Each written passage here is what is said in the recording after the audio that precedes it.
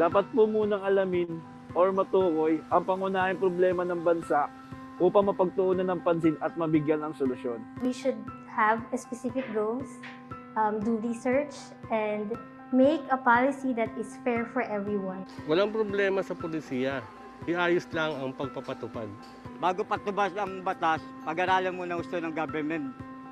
Two things, clarity and execution. Both, you need the communication and monitoring. As simple as that.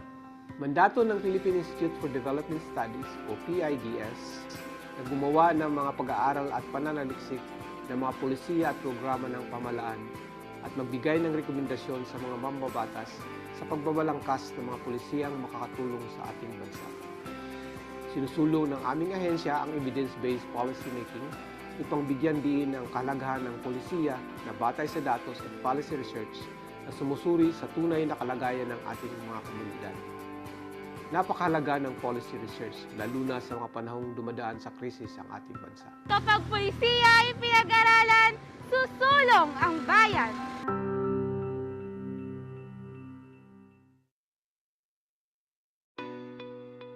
In need of references for your research? Do you want a digital library that you can access for free anytime and anywhere? You don't have to look far. SERPI is here for you. SERPI is an online database of socioeconomic materials produced by the Philippine Institute for Development Studies, government agencies, research and academic institutions, and international organizations based in the Philippines.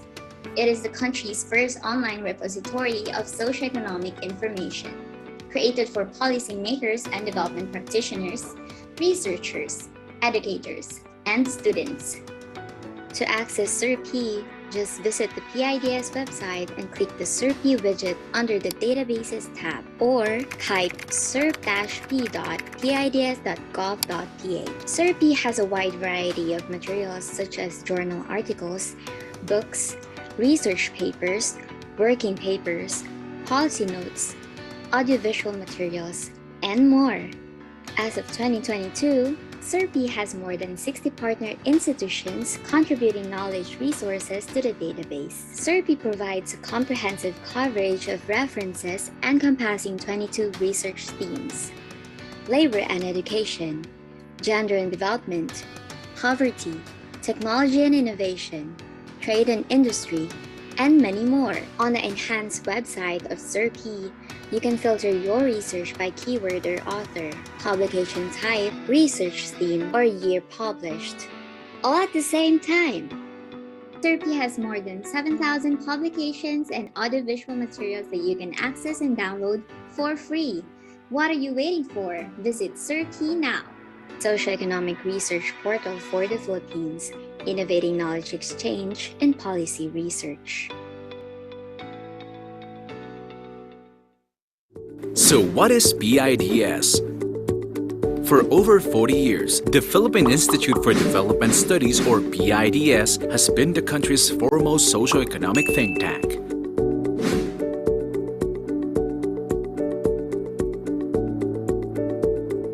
It conducts rigorous and objective policy research and analyses that help the government in crafting relevant policies, plans, and programs in support of the country's long-term vision and development goals. PIDS pursues its mandate through three basic programs: research, dissemination, and outreach. Through its research program, PIDS identifies and prioritizes studies, develops proposals, and conducts research on priority areas. The results of these studies are then disseminated through different platforms, publications, online resources,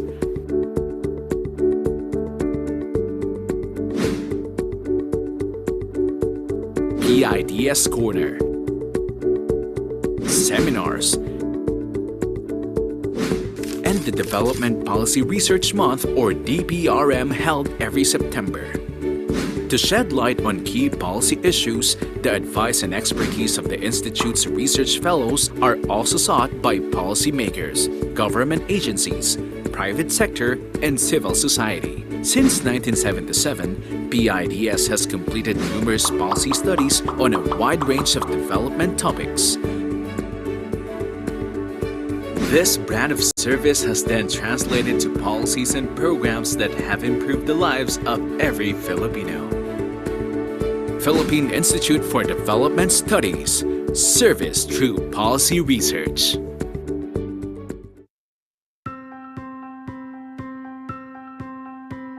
Dapat po munang alamin or matukoy ang pangunahing problema ng bansa upang mapagtuunan ng pansin at mabigyan ng solusyon. We should have specific goals, do research, and make a policy that is fair for everyone. Walang problema sa pulisiya. Iayos lang ang pagpapatupad. Bago patubas ang batas, pag-aralan muna gusto ng government. Two things, clarity and execution.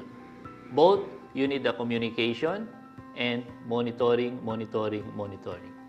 As simple as that. Mandato ng Philippine Institute for Development Studies o PIDS na gumawa ng mga pag-aaral at pananaliksik ng mga polisiya at programa ng pamahalaan at magbigay ng rekomendasyon sa mga mambabatas sa pagbabalangkas ng mga polisiyang makakatulong sa ating bansa. Sinusulong ng aming ahensya ang evidence-based policy making upang bigyan diin ang kahalagahan ng polisiya na batay sa datos at policy research na sumusuri sa tunay na kalagayan ng ating mga komunidad. Napakahalaga ng policy research, lalo na sa mga panahong dumadaan sa krisis ang ating bansa. Kapag pulisiya ay pinag-aralan, susulong ang bayan.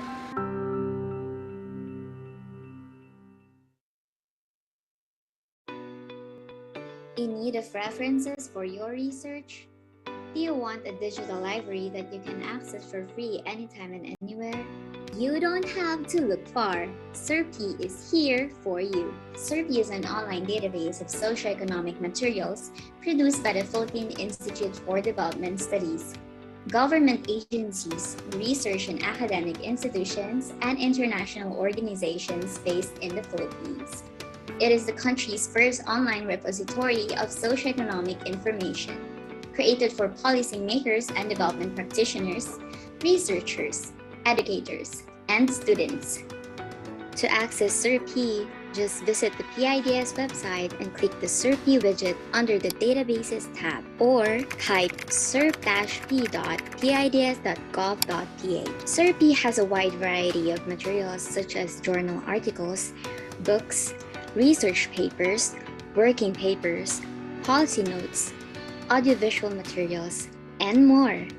As of 2022, SIRPI has more than 60 partner institutions contributing knowledge resources to the database. SIRPI provides a comprehensive coverage of references encompassing 22 research themes: labor and education, gender and development, poverty, technology and innovation, trade and industry, and many more. On the enhanced website of SIRPI, you can filter your research by keyword or author, publication type, research theme, or year published, all at the same time. SIRPI has more than 7,000 publications and audiovisual materials that you can access and download for free. What are you waiting for? Visit SIRPI now. Socioeconomic research portal for the Philippines, innovating knowledge exchange and policy research. So what is PIDS? For over 40 years, the Philippine Institute for Development Studies, or PIDS, has been the country's foremost socioeconomic think tank.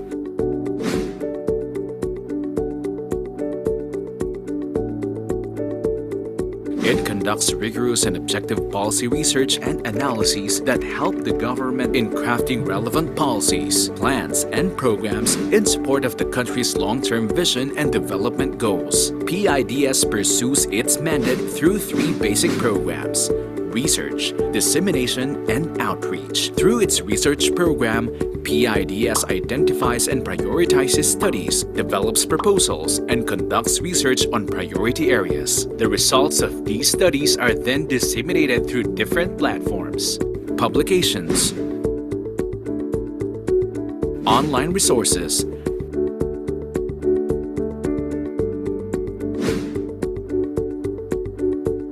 PIDS Corner, seminars, and the Development Policy Research Month, or DPRM, held every September.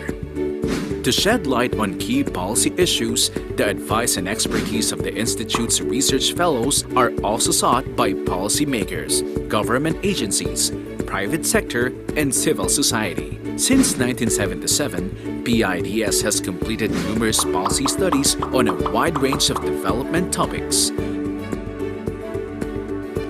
This brand of service has then translated to policies and programs that have improved the lives of every Filipino. Philippine Institute for Development Studies, service through policy research.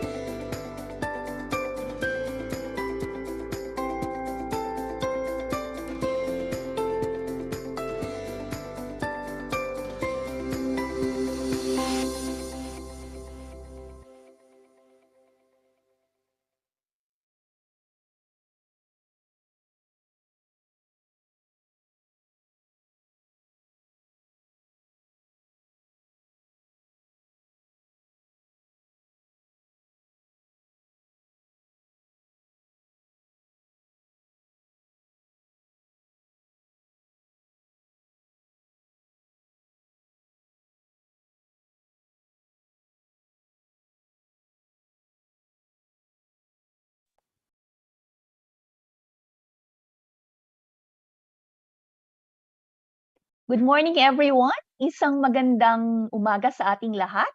Welcome to the PIDS webinar series where we feature our policy studies and the insights of policymakers and program implementers, private sector and civil society representatives, experts, and scholars. So through this platform, we hope to provide an accessible venue for evidence-based discussion of current and emerging development issues.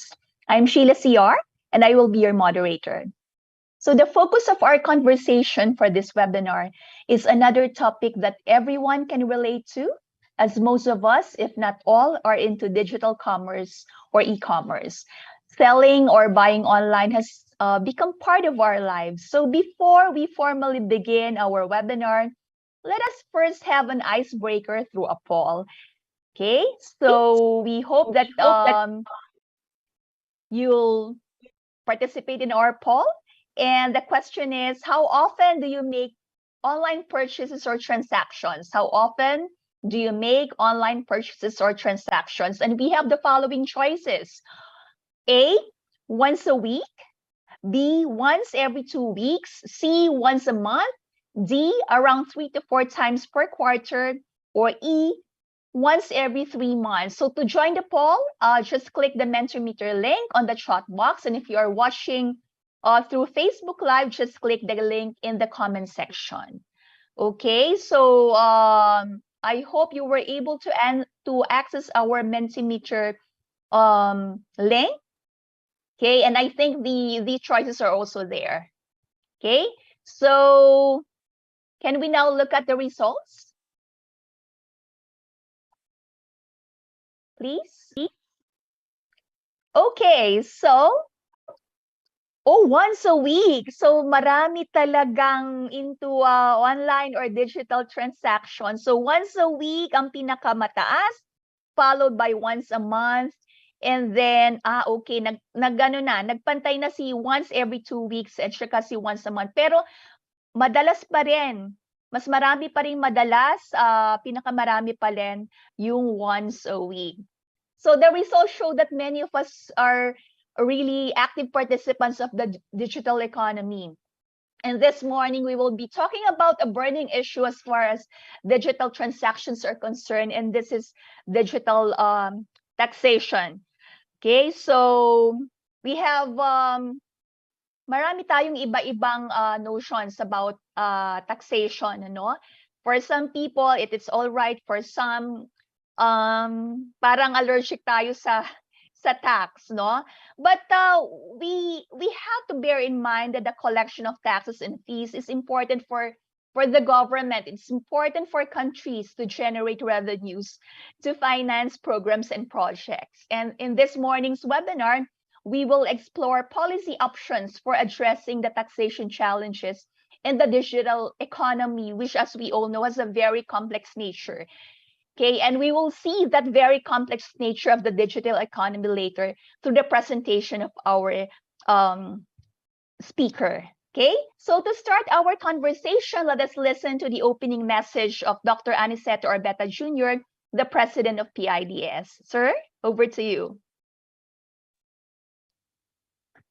Good morning, everyone. Mayong buntag sa mga taga-Visayas. Thank you very much for joining us for another PIDS public webinar titled Taxing Digital Transaction, Exploring Policy Solutions for Taxation Challenges in the Digital Commerce Landscape. But first and foremost, allow me to greet the following officials. Department of Finance, Director Carla Espinosa, National Tax Research Center Chief Tax Specialist Maria Berly Amurao, House of Representatives Director Dominador Gamboa, Field Retailers Association Secretary General Evelyn Saleri, Field Export and Vice President Maria Floresa Leong, Carousel PH Country Representative and Sales Director Sheila Resurrection, Tala Regulatory and Privacy Director Bianca Villarama, Xavier University Director Maria Gina Giugio, Institute of Developing Economies Director General Chi Kashiwabara, Asian Development Bank Thanks Policy Consultant Brian Macaulay. I would also like to greet those who are watching, those who are watching through our PIDS and SERP Facebook pages, especially those from various government agencies, local government units, academia, especially students, civil society, and media. Amidst the pandemic, individuals and companies turned to digital platforms to sustain their business operations. Moreover, the government implementing movement restrictions and advocating physical distancing to mitigate the spread of COVID-19 infections, there was a notable surge in the people's inclination towards online transactions. In fact, the average online purchases of Filipinos have experienced a 57% increase since the onset of the pandemic, making it the highest growth rate among Southeast Asian countries. The International Trade Administration predicts that sales in the Philippine e-commerce market will reach $24 billion by 2025. Given the significant revenue generated from online sales, there is a growing discussion about the possibility of taxing digital purchases and individuals who engage in work or business through digital platforms. The anticipated income growth for digital platform sellers has fueled this debate. The Bureau of Internal Revenue, or BIR, responded by issuing Revenue Memorandum Circular RMC 60/2020. It required enterprises operating on digital platforms to register in accordance with Section 236 of the Tax Code and pay the necessary taxes. All parties involved in digital transactions are subject to the order, including sellers, merchants, payment gateways, delivery routes, internet service providers, and other facilitators. Before this, Congress considered House Bill number 6765, or the Digital Economy Taxation Act, introduced in May 2020. The bill proposes a 12% value-added tax on digital advertising services, subscription-based services, electronically rendered services, and electronic commerce platform transactions. Recently, the BIR proposed a creditable withholding tax on income payments made by online platform providers to their partner online sellers in an advisory issued in April 20. It stated that a creditable withholding tax should be imposed on the total payments made by these online platform providers to their sellers. Hence, there have been multiple suggestions for tax law reform in addressing the challenges posed by the digital era, and it falls upon our policymakers to thoughtfully evaluate and implement the most appropriate measures. As a result, assessing the efficiency of these regulatory frameworks in taxing digital transactions at both local and cross-border levels becomes imperative. PIDS takes on the primary responsibility of contributing to these discussions by conducting relevant policy research and disseminating the findings, such as this webinar. Today's webinar aims to help us understand the context, challenges, and possible solutions to this issue. We are showcasing in this webinar the research paper titled Reconsidering Taxation in the Digital Economy, authored by PIDS consultant attorney Emerson Bañez. The study explores the legal strategies available for taxing digital transactions, explores its constraints, and assesses the prospects of implementing reforms. Tax Management Association of the Philippines President Attorney Suzette, Celicious-Sy, joins us to provide her valuable inputs. Thank you very much for spending your valuable time with us. I encourage everyone to be open and inquiring as we listen to the presentation and participate in the open forum. Thank you. I now give back to the floor to our moderator. Sheila, please. Thank you very much, Dr. Orbeta. So before I introduce our author and presenter, just some quick reminders on how to join the discussion. So you may post your questions and comments using the Q&A button.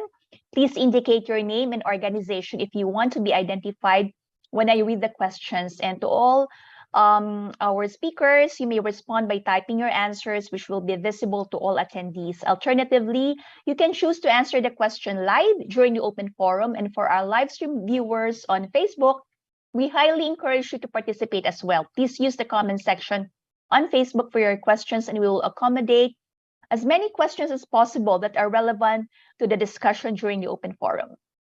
I think you are all ready to listen to the presentation, but before I call our presenter, let us have another poll, and this time would like to know what you think about digital tax, no? So let us have our second poll on this question. What is the first word that comes to your mind when you hear digital tax? Tingnan natin. Okay, what is the first word that comes to your mind when you hear digital tax? Again, to participate, just click the Mentimeter link on the comment section, whether you are on Facebook or participating via Zoom. So can we now see the results? Team, please. Okay, please, can you flash the results? Yes, we have a word cloud here. And okay, the top answers are price increase, burden, online, revenue. We have also money. Okay. Oh, So the top answers are price increase. Then you have online, well, because it's digital, no? Money, consumption burden. So less income. There's also price increase. Okay, I think we have through this we have some idea now of what our participants or what the audience perceive about digital tax. So combination of positive and negative comments kasi nga pinag-uusapan natin dito tax di ba? Okay, so with that, thank you all for participating in our poll. At this juncture, let me introduce our speaker, who is a consultant of PIDS. And this was already mentioned by Dr. Orbeta. So let us all welcome Attorney Emerson Bañez, who is an assistant professor at the University of the Philippines or UP College of Law, where he teaches international, financial law, administrative law, legal profession, and legal bibliography. Attorney Bañez obtained his communications research and Juris Doctor degrees from the University of the Philippines and his Master of Laws in International Economic and Business Law from Kyushu University in Japan. He worked at the Office of the Solicitor General as an associate solicitor and later as state solicitor from 2013 to 2017. Aside from teaching at the UP College of Law and heading its Institute for the Administration of Justice, he serves as a special counsel of the DeCini and DeCini Law Office. He also lectures at the UP Open University and the Philippine Judicial Academy. His research interest includes financial law, legal ethics, competition law, computational law, and administrative law. Attorney Bañez, sir, the floor is now yours. Thank you, Ma'am Sheila. Thank you to Dr. Orbeta, and good morning, everyone. I hope my audio is okay. Yes, sir, we can hear you well, po. All right. So the title of the presentation is Rethinking Taxation in the Digital Economy. I think Dr. Orbeta and Dr. Sheila has already underscored earlier the importance of the topic. As to the sentiment regarding taxes, that is very understandable. Although we can try to reframe taxes as what Mark Twain said. This is the price of civilization, right? This is an extraction from us. Sure, this is a burden, but it also makes civilization possible. Our schools, our roads are based on taxation. Right. Next slide, please. Next slide. All right. So just an acknowledgement. This research was not, conducted in a vacuum. I consider this study as the latest in a series of PIDS research work. So it was built on a foundation of earlier research from the PIDS regarding this sector, and in particular, the work of Dr. Cuenca, which is concerned about defining the digital economy. Right? In law, that's usually the first problem. Right? You want to tax something, you want to regulate something, you want to punish something, but first, right, as a legal principle, we have to define it. We need to be able to establish the conceptual boundaries of the thing that we are subjecting the law to. And of course, we want to tax the digital economy. What is it? What is the digital market? It's actually it's actually a hard problem. Trying to define, trying to ring fence what constitutes digital markets or the digital economy. It's a complex, multifaceted problem, right? Especially now, since with everything, with many traditional businesses, many traditional methods of doing things going online, going digital, right? We have, if our definition of what constitutes a digital economy is too careless, then we'll end up taxing everything else, right? Everything is digital, and so everything can be taxed as part of the digital economy, right? And then I'm taking concepts from the work of Dr. Serafica, also from the PIDS. Her approach is that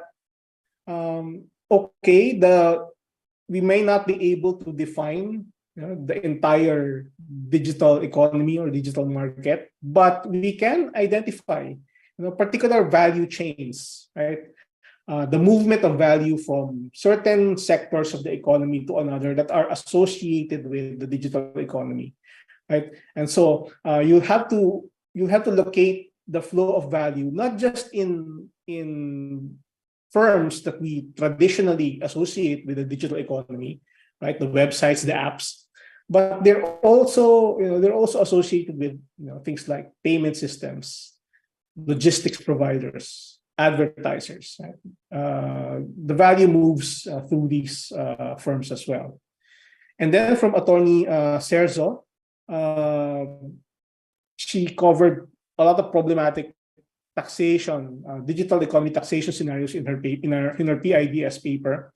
And my takeaway from this is that you can't avoid the cross-border nature of digital transactions, even in those that are ostensibly local. And so ultimately, it's an international law problem that will require an international law response. Next slide, please. So, businesses in the digital economy, they have attributes that pose serious challenges to the tax law that we have, right? First,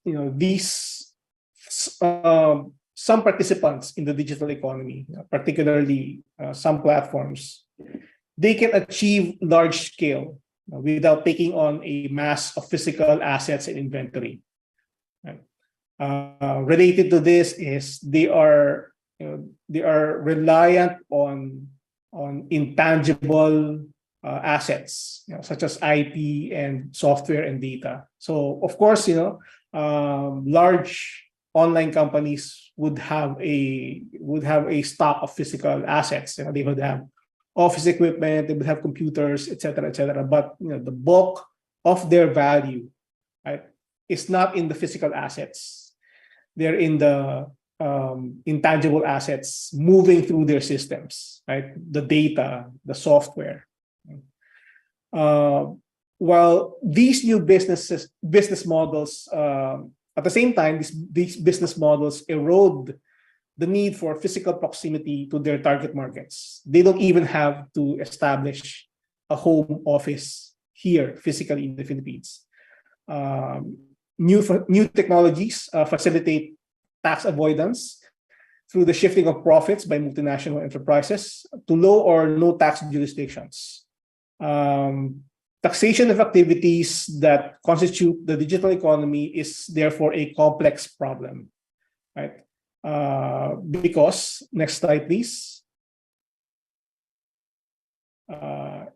It's a complex problem because, even though the leaders in the digital economy don't rely on physical presence, tax jurisdiction has traditionally been based on physical presence. Tax law is based on the notion of physical presence. either physical presence of the entity being taxed or physical presence of a vital component of the transaction itself. So, for example, a common principle in bilateral tax treaties is that one is considered to have earned his income in the place where one is physically present, right? And so the taxation rights are allocated based on the physical location. Legal residence, usually defined in terms of length or regularity of stay in a jurisdiction, often serves as an index for physical presence. On the other hand, in the case of a corporation, which is a legal entity, it has no physical body, and so how can it be present in a jurisdiction? It is nevertheless deemed, through legal fiction, to have a physical presence, right, based on legal criteria of connection or nexus to the jurisdiction. So the emphasis on physical presence in law, or in tax law in particular, is based on long-standing principles, such as the principle of territoriality of law. Right? Law can only be, it's only effective and it can only be enforced in the territory of the of the sovereign authority that passed that law. Right? It's also based on the principle of due process. Right? The power to compel, right? Compel an actor to do something based in the law. It's based on notice, right? How can you be notified if you're not within the jurisdiction? How can you be actually reached, right? How can you be apprehended as a legal subject within the jurisdiction, right? So for most states, the physical presence is not just the conceptual basis of jurisdiction. It's actually the means through which meaningful jurisdiction can be exercised, right? You can only be identified, and therefore you can only be subject to surveillance, and then therefore you can only be made subject to actual tax collection, right? And you can only be sued, right? Because you have a physical presence within the jurisdiction. So jurisdiction and meaningful exercise of jurisdiction is usually based on physical presence. Next slide, please. So the country's National Internal Revenue Code, like most tax laws, enshrine the above principles of physical presence. Right? In the case of income taxation, a resident citizen of the Philippines is liable to pay taxes for income earned from both local and foreign sources, right? Because he's a resident citizen, right? He's here. A non-resident Filipino citizen, on the other hand, will have taxable income for sources within the Philippines, right? He's not here, but the sources are here, right? So these rules are mirrored for corporate counterparts. A domestic corporation, like a resident citizen, will be liable for taxes on income derived from within and outside the Philippines. A foreign corporation's taxable income, on the other hand, includes only those sources from the Philippines.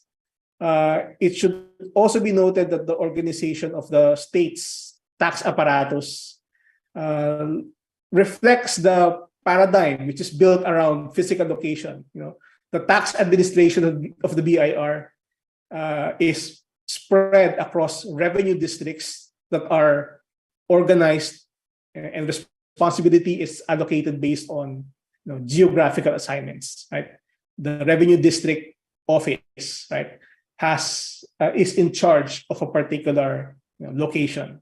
Right? So to be able to determine who gets to act on a particular tax matter, we have to determine first, nasan ba yan? For purposes of tax law, right? Where can that taxpayer or potential taxpayer be located, right? To be able to determine, right, which RDO is in charge. Next slide, please. So this traditional tax regime can be enforced, reasonably well, right, for income-based on brick and mortar businesses, even when a foreigner is a counterparty to the transaction. So, for example, a non-resident foreigner, such as a tourist, can purchase goods in the local store. They come in here, they fly in here, and while being a tourist, they buy something from 7-Eleven, right? So the local store records the transaction as part of its income, which is reflected in its tax return. On the other hand, the store is also essentially deputized to impose VAT on its products and charge it on customers. So these obligations are enforced through a system of tax administration measures that are tied to physically locating the subject of taxation or its place of business, its assets or information, right? So we have, a tax authority such as the BIR has tools. We mentioned tool set of things that it can use to find the value, extract the value, and then if the taxpayer is not willing, to move against the taxpayer itself, right? So what are those tools? Well, we have a system of tax registration, right? Businesses, individuals are required to register with the BIR, right? And often, for example, right, for businesses, the issuance of a registration certificate, right, along with its annual renewal, is a precondition to being issued a business permit. So both the BIR registration and the business permit are required, right? And they're even required to be prominently displayed, right, in the place of business. But it touches that requirement requires, application within a physical space. Right? Another way of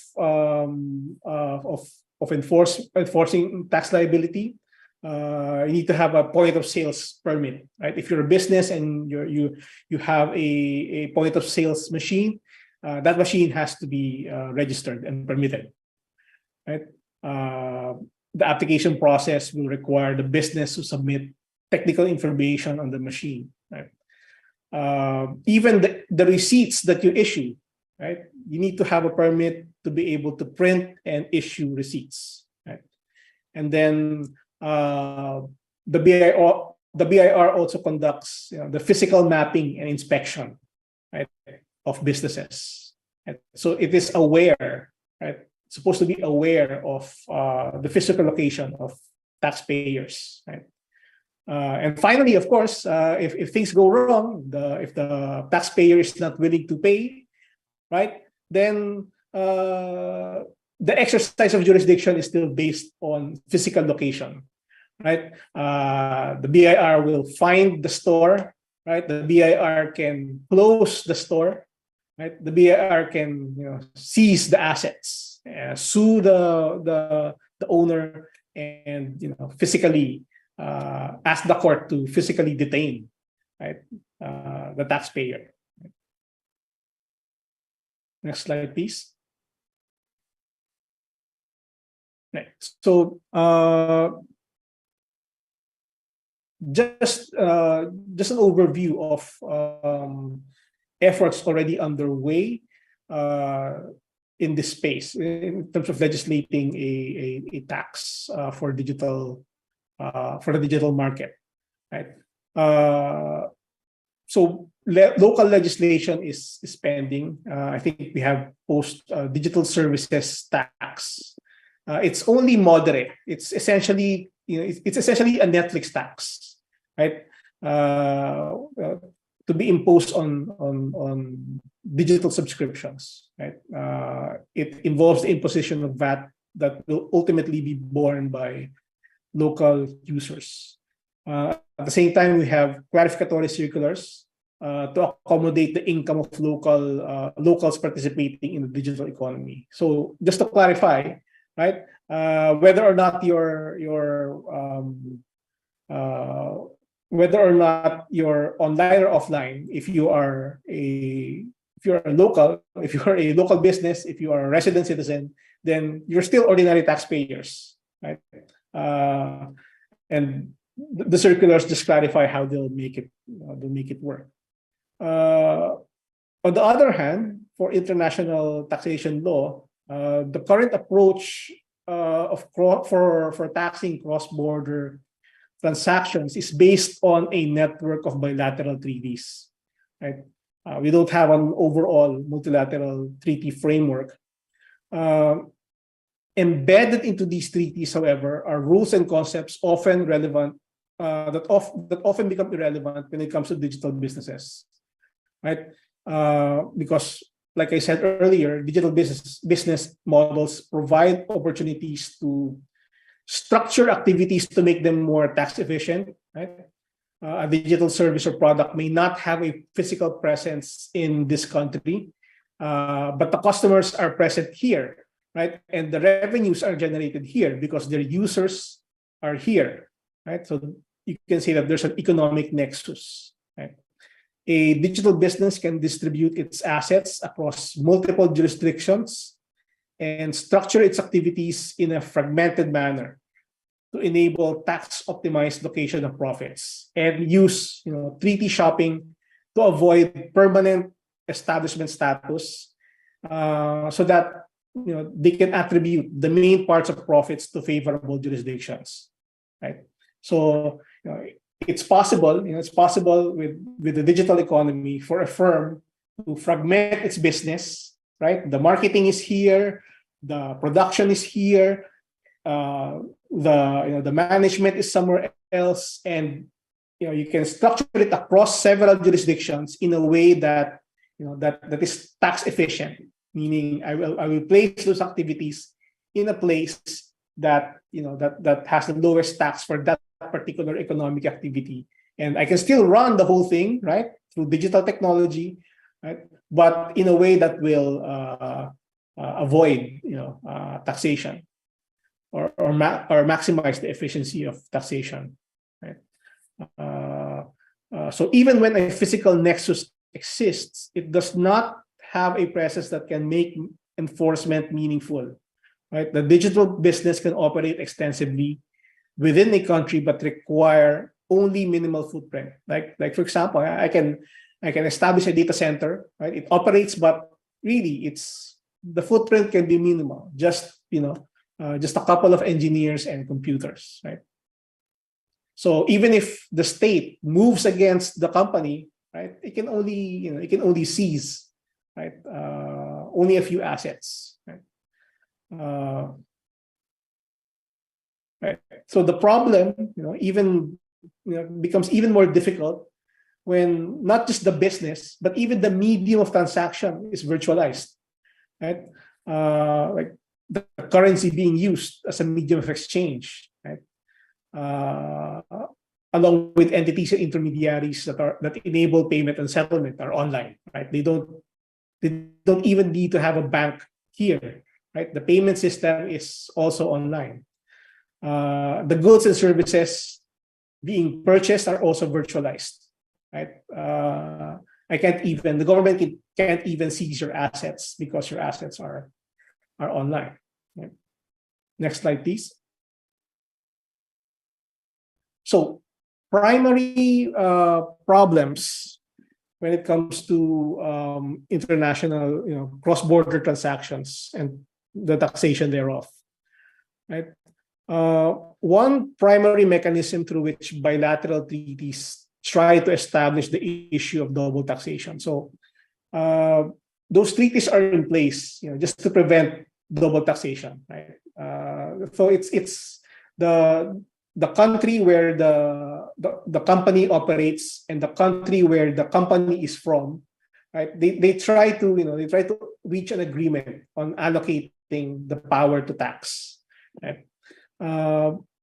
And that allocation is based on the concept of a permanent establishment, right?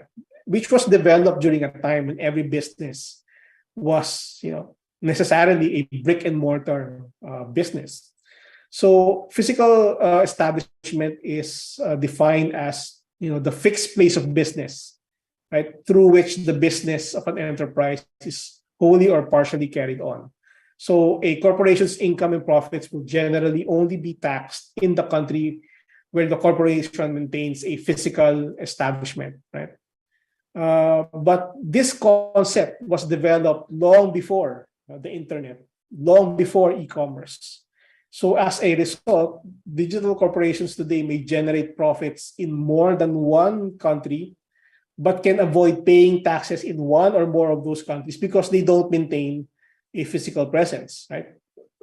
They can just fragment their business activities, in a way that minimizes the physical presence. In other words, a country does not have the requisite jurisdiction to impose taxes on internet-based corporations because a website or internet server does not necessarily qualify as, sufficient permanent establishment.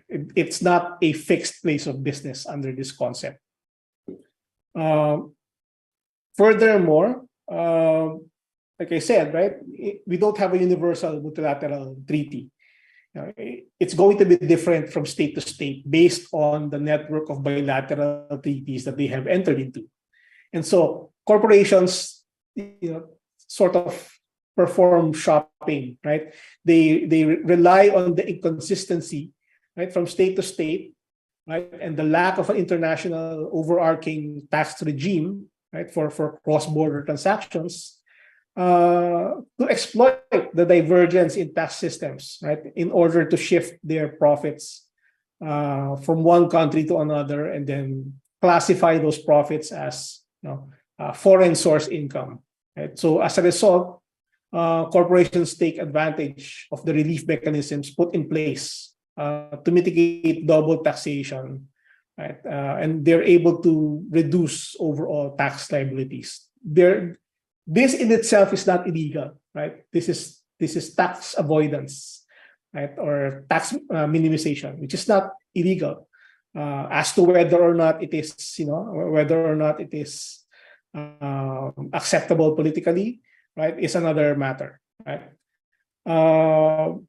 This phenomenon, as well as the set of practices used to perpetuate it, has been called base erosion and profit shifting, right? BEPS is the erosion of a corporation's tax base, which is used to determine its tax liability, and it is accomplished through a mechanism called profit shifting. Right? And also, nowadays, some corporations are in a position to effectually tell countries, hey, this other country has a lower corporate tax, right? I don't have a lot of footprint in your country, right? I can move out easily. So unless you lower your corporate tax, then I'm going, right? And what this has resulted in is a race to the bottom, right, between countries who want to encourage foreign investment. So next slide, please. So one particular solution that is starting to gain some traction is the OECD two-pillar solution. This has been widely discussed lately, and the two pillars in the OECD proposal is first, a reallocation of taxing rights. Right? So they will revise. So instead of individual countries entering into bilateral treaties, we'll just have one system of profit allocation and nexus rules. Right? So we'll try to settle on a formula. Right, for right now, I think the way it's phrased, that if a particular company, right, has above normal profits, if they have profits above a certain threshold, right, then that above normal profit will be allocated not just to the home country of that corporation, right, but also to the market country, right, the country where the users are, where the profits are from, right? So there will be new rules on how to establish nexus based on revenue model. So it would depend, right? Several online companies have multiple revenue models, right? They have the advertising based model. You have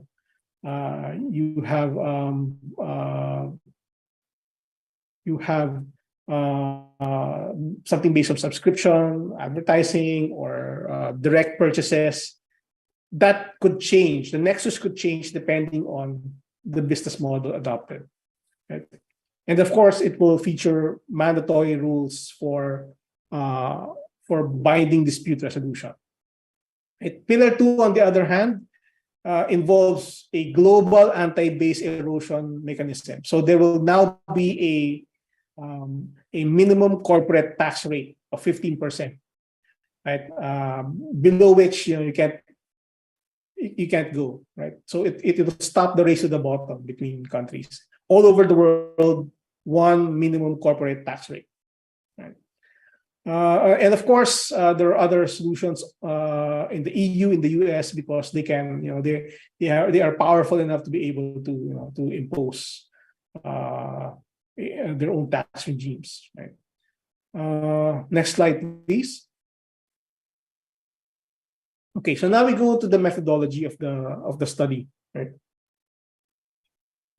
So like I said earlier, this is based on an earlier model from Dr. Cuenca and Dr. Serafica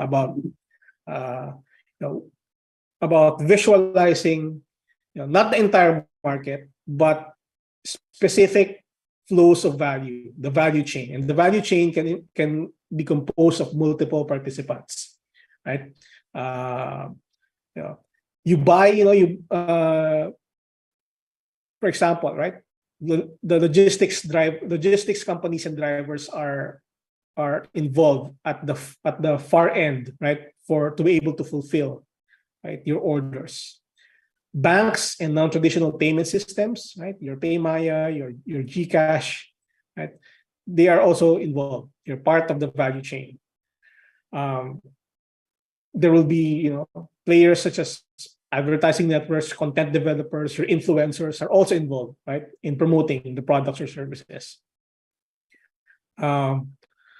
Those products or services, they were built by someone, right? The platforms were built by someone. Usually there will be, so the platforms are operated by a company. So you have your Lazada, your Carousel, your Shopee, right?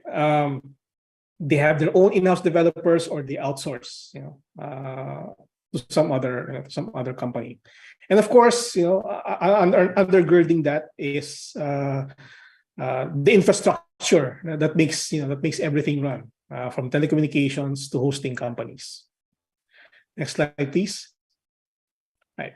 So when you make an online order, it's not really just between you and the ultimate seller, right? Information and value, right, flows from the user to the seller, right, through these participants, right? But not just money, right? What flows is control. What flows is information, right, from one participant to another. Okay. Next slide, please. So, what we did for the study is to look at each, so we look at each player in that value chain. So all possible players in the value chain, or at least most of them, right? And then we look at the possible revenue models for each participant, right? Because, like I said earlier, right, some companies have just one revenue model, but a lot of online companies have multiple revenue models, right? Through subscription, pay as you go, right, or direct purchases, right? So the structure, volume, and content of the value flows would depend on the revenue model adopted by the participant. Sometimes the company does not participate in that revenue flow, or in a particular revenue flow, he's the buyer, or sometimes in the particular revenue flow, iba yung level of participation niya, right? So iba yung value na dumadaan. Right? So we map several types of revenue flows and variations on revenue models, right? Next slide, please. And then for each revenue model in each participant, right? We looked at the other participants that can be involved in the transaction. So parang nag-branch out na, right? So for example, right, in the revenue model for purchase and delivery of tangible goods, in yung online shopping na alam natin, right? Who are the actors, right? Who are involved, right? From end to end, right? In that value chain, right? From end user, there's the online marketplace, there's the seller, right? There's the manufacturer of the goods. There's someone who provides payment, payments clearing, right? There's the technology provider, internet service provider, advertiser, and then finally the delivery driver, right? Who can in charge of fulfillment, right? Next slide, please.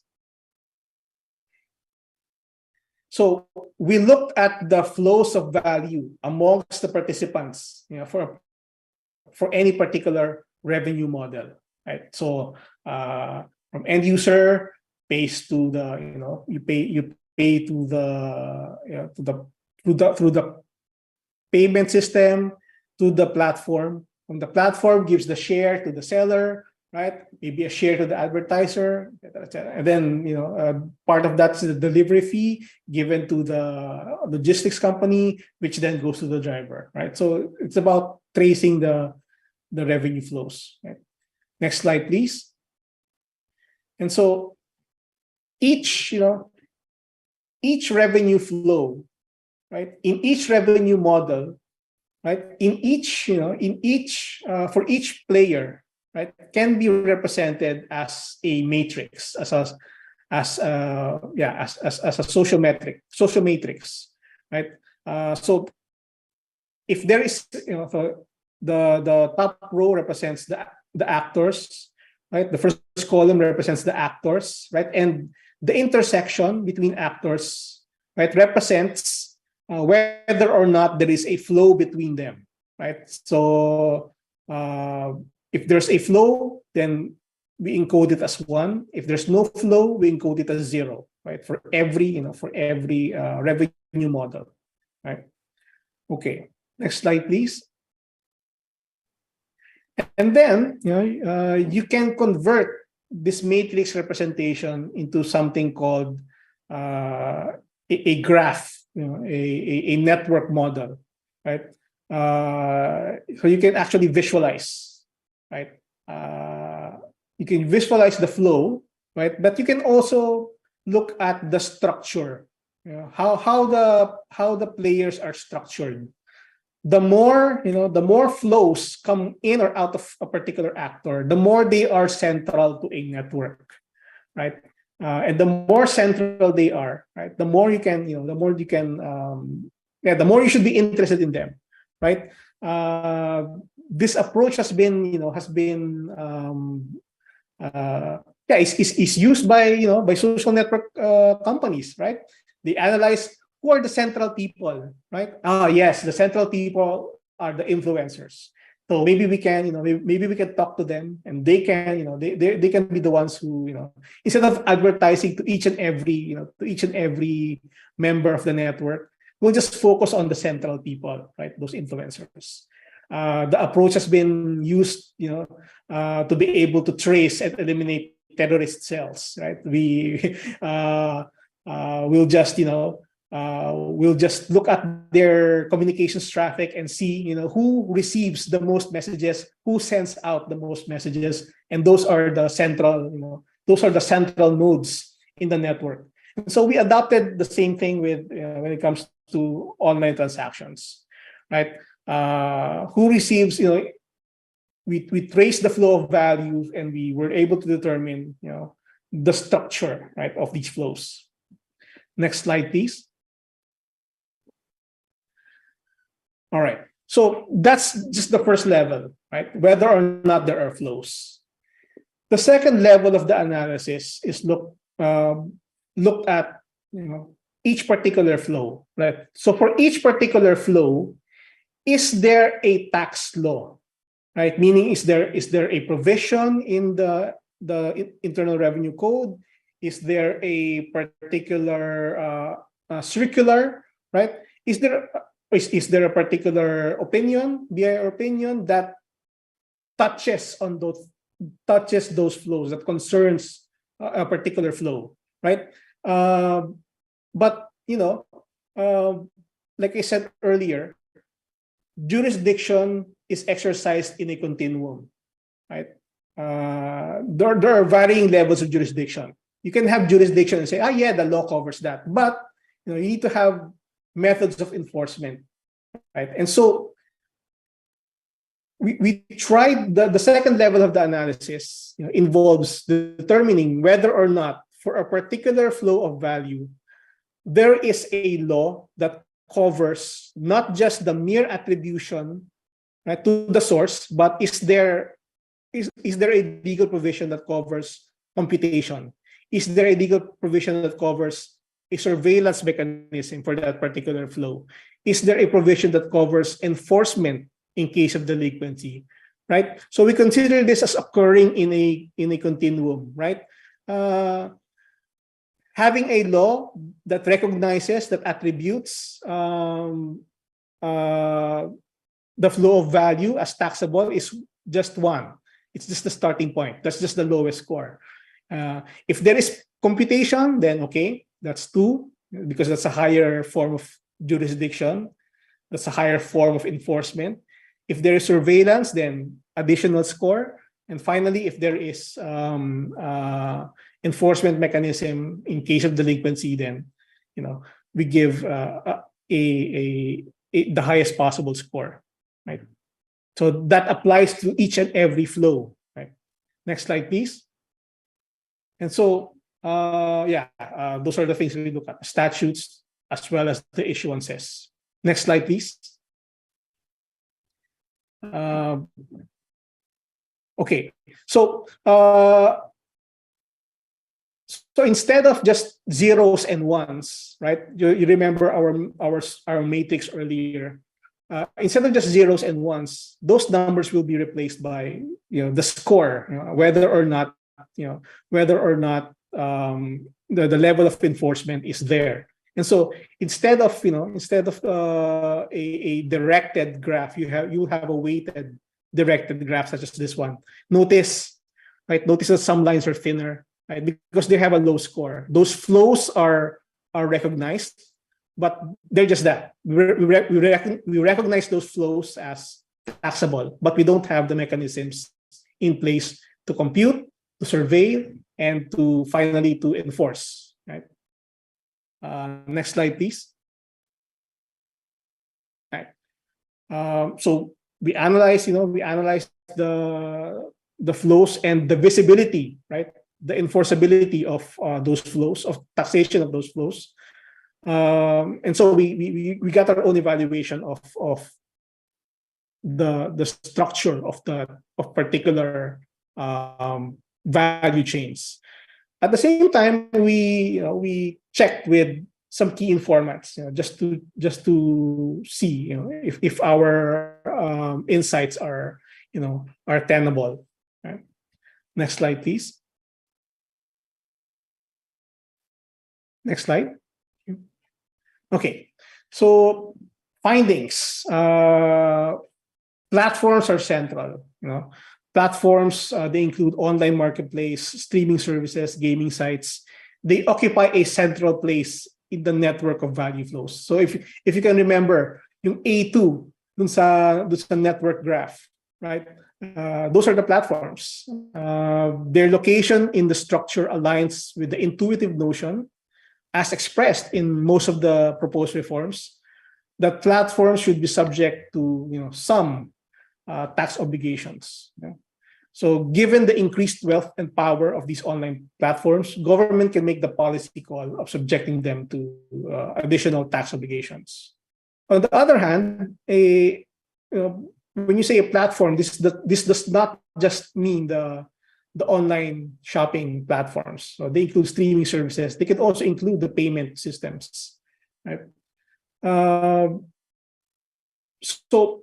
The platform's location in the network is characterized by both inflows and outflows, right? This suggests that in addition to being the ultimate recipient of value in its own right, a platform is also an intermediary, right? Passing forward payments to individual online sellers. So it could mean that platforms are just passing the value forward, right? Not all the value goes to them. Flows of value can also correspond with flows of information and control. So hindi lang pera yung tumatawid. Also levels of information, also control. So this makes platforms uniquely positioned to contribute in other ways, right? So online marketplaces and platforms can be deputized as withholding agents, right? Pre-computing the tax payable by its sellers, right? Because they have the information, and remitting the tax due to the BIR. Right? So payment systems can also provide some information as to the incoming purchases of actors in the network.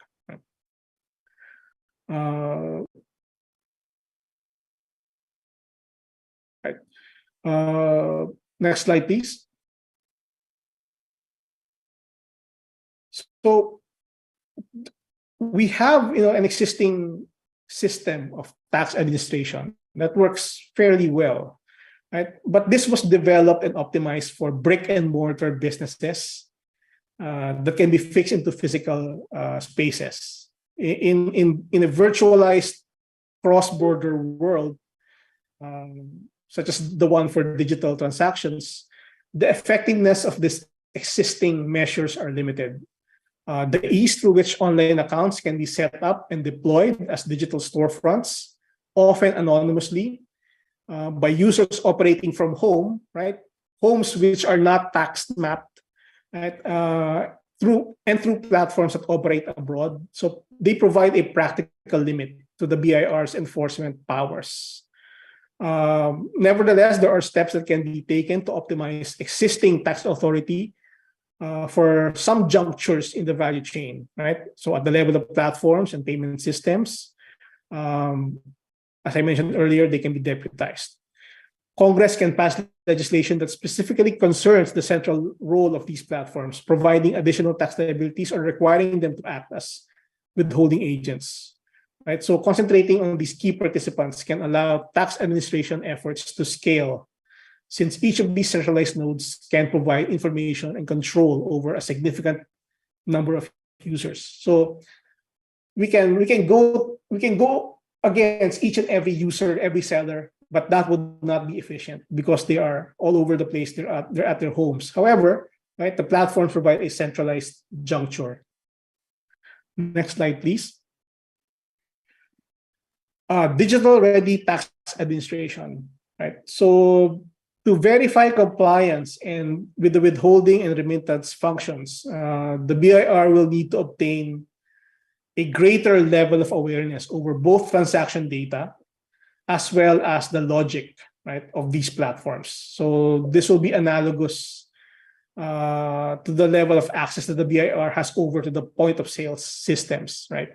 So let's just translate, their POS level of access to the platforms. There is, however, a difference in scale and sophistication that will require the BIR to upgrade its knowledge base. So it needs to, really capacitate itself to be able to interact and engage with these platforms. Centralized digital platforms would, of course, have a higher volume of transaction data spread across more users. These systems would be infinitely more complicated than on-site POS systems, and could be distributed across several machines. So the BIR will need to have a greater competence, a greater understanding of online systems, as well as procedures for validating and processing voluminous data sets. So BIR will need to have a ready big data capability. Right. Next slide, please. Yeah. expanded scope for investigation and liability. The problem with tax investigations and enforcement right now is that they would have to be based on some either a probable cause or a reasonability requirement, right? If the BIR goes against a taxpayer, right, the courts can ultimately look at, okay, you investigated, you started investigation, but why did you start investigation in the first place? Right? You need to have, you can't just pick up a random taxpayer and say, we will now focus on this. Or you just can't select any taxpayer and say, well, because we don't like this person. Right? So there needs to have either a reasonability requirement or a probable cause requirement for enforcement actions. Right? However, right, in a when you have so much data, right, on transactions, often the analysis will be able to yield some patterns. So for example, your big data platform might be able to determine that it turns out that those who file too early or a bit too early, they are the ones who actually have anomalies in their information, right? And then if you eventually look at their information, you might find that yes, they are engaged in tax fraud, right? But a court might be able to look at the investigative procedure and say, you started investigation because they filed too early, right? It makes sense from your data analysis, right? It makes sense from your data analysis. It might turn out that those who are too early, the chances are they are engaged in fraudulent activity. This is just an example, by the way. So more often than not, analysis, right? Big data analysis will reveal patterns that may not meet the reasonability and probable cause thresholds required by courts. So I'm thinking as a matter of enforcement, courts would have to be informed, right? And courts would have to accommodate lower thresholds of starting investigations, right? Right now, you need to have a complaint. You need a complaint based on reasonability and probable cause, and sometimes we need to be able to explore those patterns in the data, right, without necessarily identifying a particular person, right? So no privacy impact, right? To be able to even start investigating, and I think that's that is a fair use of analysis and the data, but it might take a while for the courts, and the rules might need to explicitly carve out that yes, investigations and determining liability can start out from those kinds of analysis, right? So I'm recommending additional rules, clarifying rules, as well as training, right, for both practitioners as well as judges. Okay. Next slide, please. Final recommendation. Engagement at the international level, right? Ultimately, we can optimize what we can locally, but ultimately, a lot of digital transactions are cross-border transactions, right? Ultimately, we'll come at the wall at which optimizing local taxation authority can't go any further, and we'll need to engage at the international level. So I would recommend continued engagement with the OECD in developing their participation in the OECD 2-pillar proposal. I think we have shown interest, although I think we have not formally joined the OECD 2-pillar solution, although there is some discussion, right? Next slide, please. Yeah. Some directions for further research. We can right now we just focus on a few, on just a couple of value flows. It's possible to conduct comparative flows, right, by country, right, or by actor, right. The structure of the network might be different for US-based companies, for EU-based companies, for China-based companies, right. The second level of our analysis is also a bit can also go further, right? Because not all legal responses are equal or consistently implemented. We can actually look at not just the theoretical capacity of existing law, to recognize and tax those flows, but look at actual practice to see if there's consistent implementation of the law. Right? And then next slide. I think that's the last slide. So that wraps up my presentation. Thank you very much for your attention. Looking forward to the reaction and the discussion later. Thank you very much. Thank you very much, Attorney Bañez, for that thought-provoking presentation.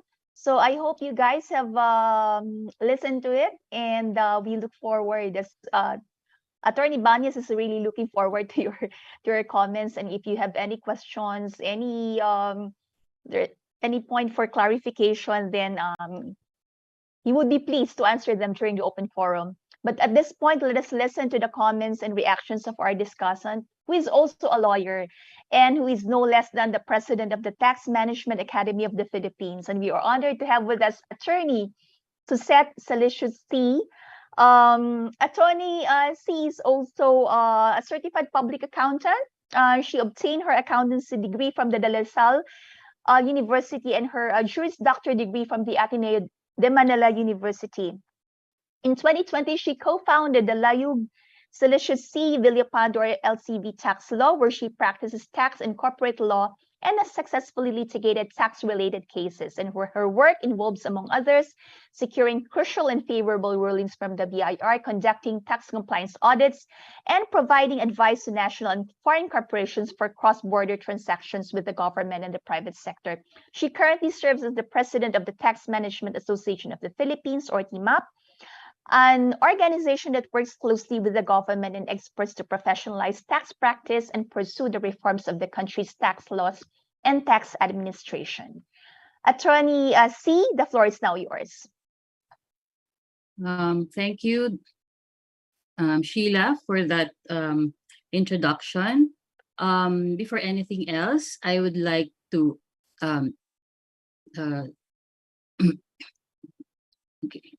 greet Dr. Orbeta and thank also PIDS as well as Attorney Bañez. That was a very insightful and a very comprehensive discussion on your recommendation on the taxation of the digital economy. Okay. I agree with the observation that the Philippines is now the fastest growing internet economy in Southeast Asia. It's driven by e-commerce and food delivery services.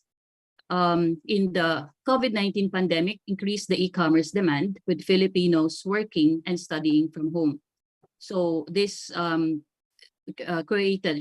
we saw the rise of the Philippine e-commerce platforms like Shopee, Lazada, Zalora, etc. And we also saw that the products from Asia-Pacific markets with free trade agreements with the Philippines are sold on these platforms. And it also helps that the working population actively access these platforms from their desktop and mobile phones. Hence, a huge growth on digital economy is seen despite being hindered by challenges such as mobile and fixed broadband internet speeds. And despite being 51% of the Filipinos are unbanked and make cash on delivery payments, and only 8% use credit cards. Okay. In this development, we agree that there is really a need for the Philippine legislature to improve the tax regime, catch up with the digital trends, and make an all-out effort to strengthen the government's revenue-generating capability to aid economic recovery from the adverse impacts of COVID-19. Okay. My discussion will generally address all the 4 recommendations that were discussed by Attorney Bañez, namely optimizing existing tax authority over platforms, establishing digital-ready tax administration, expanding scope for investigation and liability, and increasing international engagement. Okay, just to be clear, so as mentioned earlier, the landmark agreement in 2021 and a 2-pillar solution to address the tax challenges arising from the digitalization of the economy has been signed and joined by 137 members of the OECD. But the Philippines was not yet part of the 137 members as of today.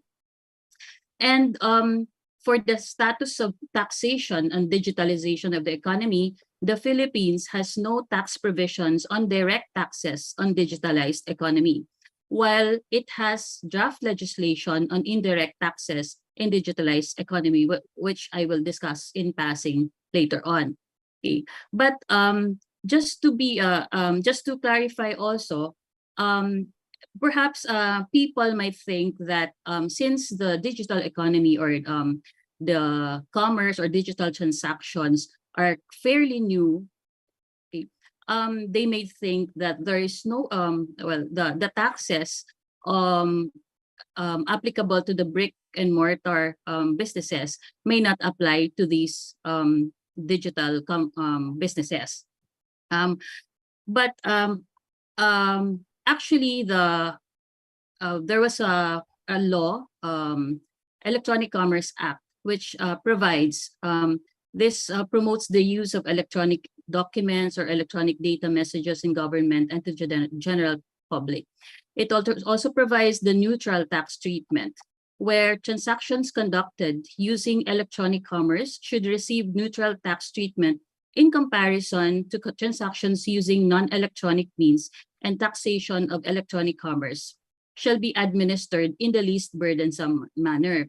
So this means that whatever tax regime or the guidelines or the laws on taxation of the brick and mortar businesses shall also apply to the businesses in the digital economy.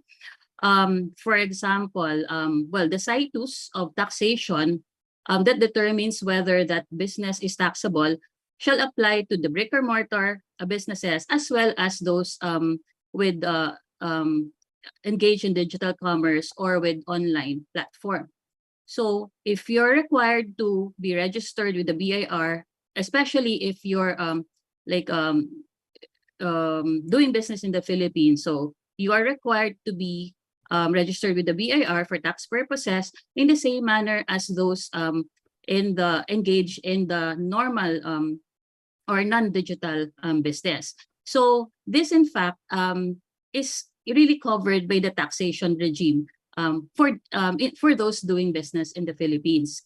And in fact, the BIR is also aware that while they adhere to the neutral treatment, tax treatment, they're also aware that there is in fact room for improvement in the monitoring, the tracing, and then the reporting that would capture the revenues of those engaged in digital commerce. Thus, actually, Attorney Bañez's recommendations are all in point, and which in fact, some of which the BIR has already made or issued issuances to address these comments and observations. So there was the BIR issued the memorandum circular reiterating the taxpayers' obligations in relation to the online business transactions, and this covers taxpayers doing business in the Philippines, whether engaged in e-commerce or not. It reiterates among those obligations is to register the business with the BIR, secure the required invoices, or receipts, withhold the required creditable or expanded withholding tax. These are also, in the BRR's point of view, these regulations and the existing tax laws are likewise applicable to those sprouting businesses engaged in e-commerce. Okay, and as mentioned by Dr. Orbeta earlier, there was a draft revenue regulations imposing creditable withholding taxes on the remittance of online platform providers to online sellers or resellers. So this captures the sales of the partner sellers, merchants for the goods and services sold through online platform facilities like Lazada, Shopee. Also, with regard to the Attorney Bañez recommendation to establish digital-ready tax administration, I believe there's already an issuance that might help this recommendation.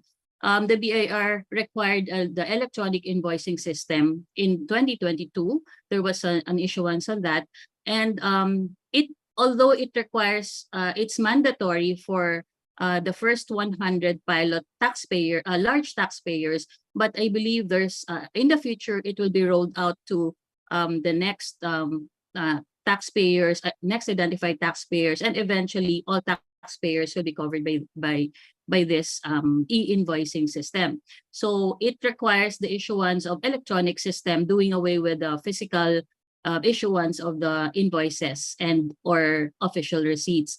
And also it requires the transmission of the sales data in real time from the seller's database directly to the BIR database. So this, I believe that this in fact will greatly enhance or aid the BIR in monitoring the tax compliance of the taxpayers in general, not only for those engaged in the digital commerce.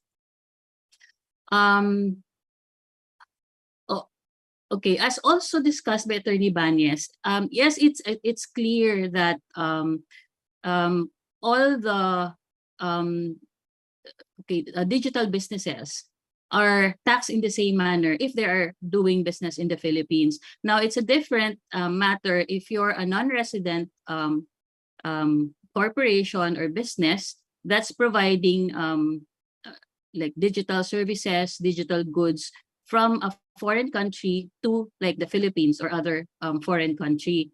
While there are like tax treaties that are applicable on that, it appears that to date, there is no Philippine tax law imposing taxes on those non-resident businesses engaged in providing services from outside of the Philippines and being consumed into the Philippines. For now, the tax situs is it's taxable if the services are rendered in the Philippines. So if it's not rendered, if it's rendered outside, then it's arguable that it's not subject to the Philippine tax.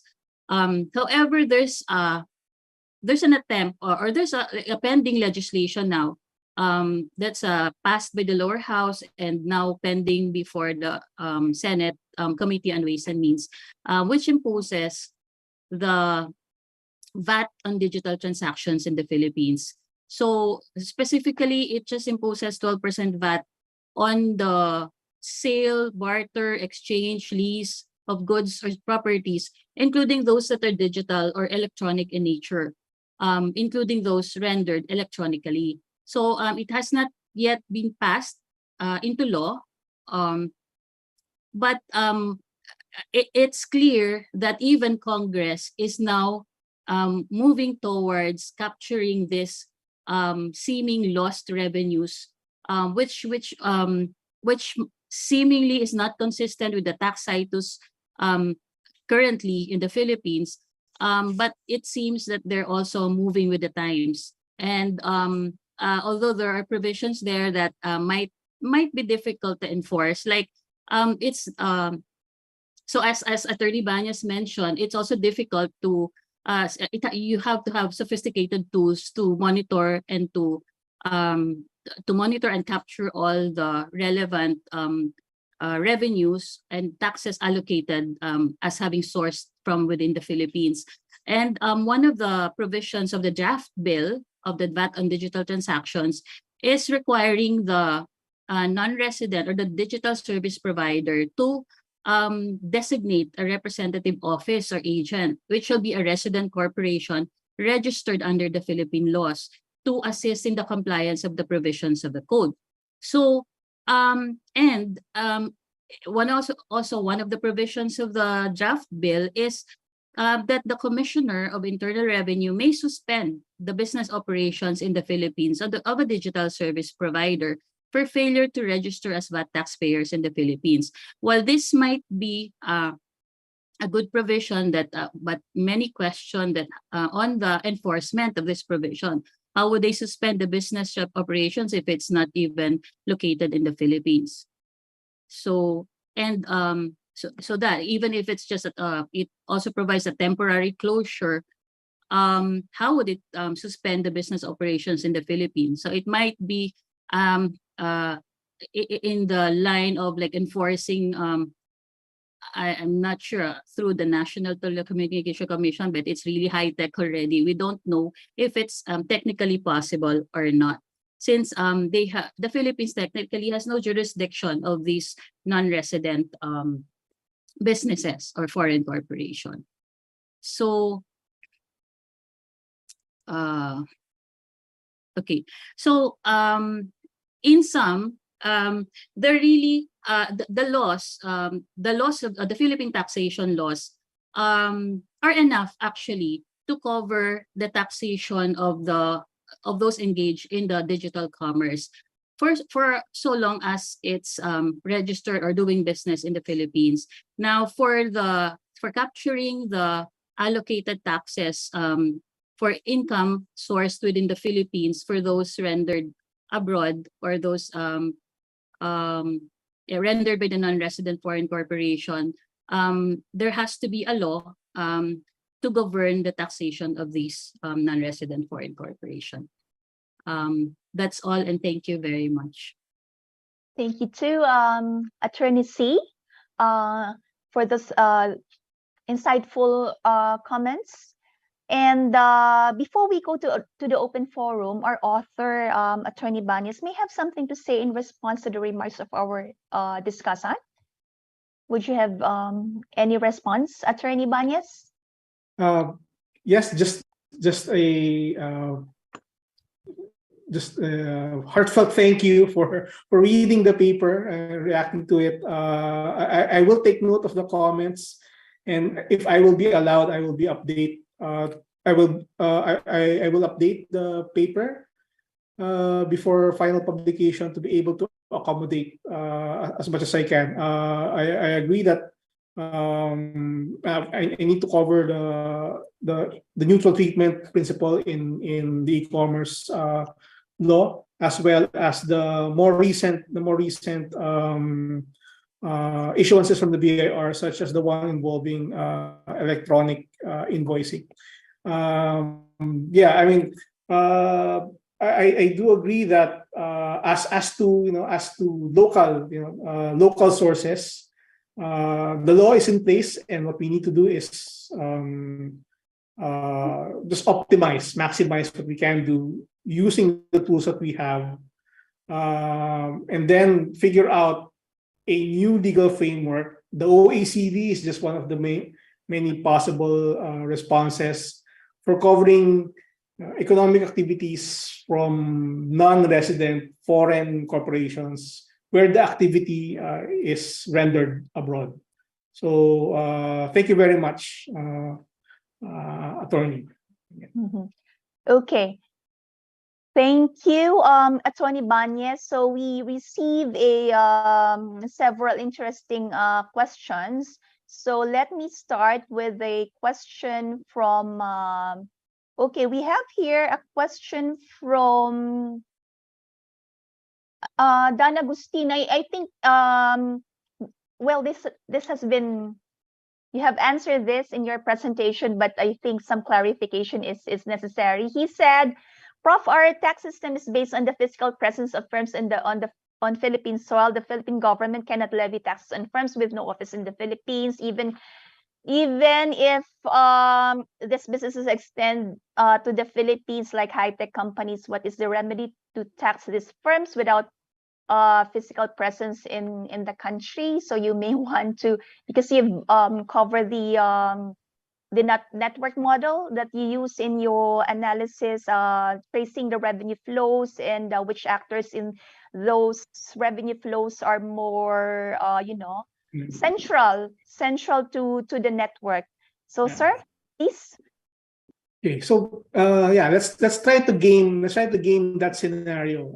High tech company not located in the Philippines. They have a lot of subscribers here. They have a lot of economic activity here. How can we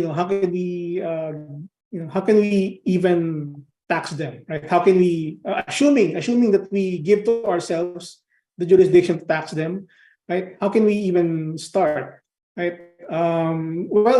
Okay. I'm thinking of just the scenario. Just the scenario envisioned by the pending legislation, right? We can, we can't tax them, right, directly, but we can tax their subscribers, right? Those users that are actually here. I think that's the indirect tax scenario. Understood by contemplated by the draft legislation. But then again, the company can say, we refuse, right? We will not be, to be able to tax our subscribers. You still need to get the subscribers from us, right? You still need to deputize us as your agents, and they can refuse. And so the proposed legislation says, we'll cut off your business activity here. That's easier said than done, because how can you do that in a connected internet environment? Well, we'll contact the NTC. We'll say, NTC require the ISPs to block, right? Otherwise, tell the ISPs not to let them in, right? Not to let their traffic in. That's a bit of a severe, consequence, but the option is there.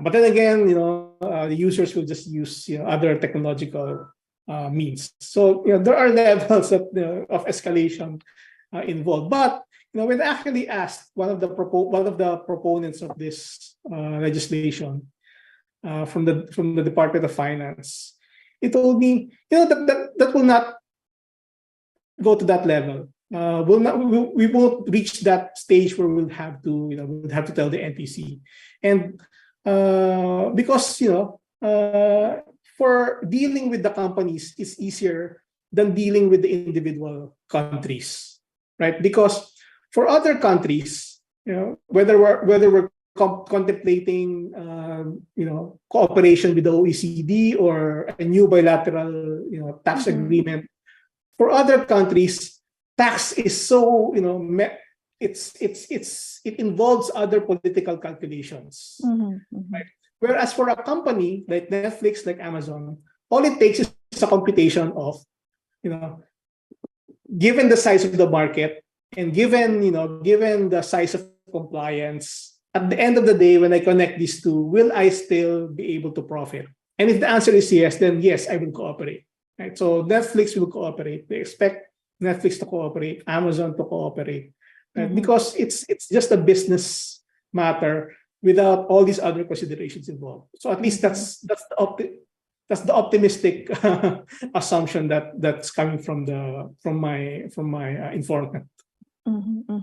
Thank you, Atty. Bañez. Now, I have a question, because in your network analysis, in your revenue flows analysis, you saw that you saw the central role played by the platforms and the payment systems.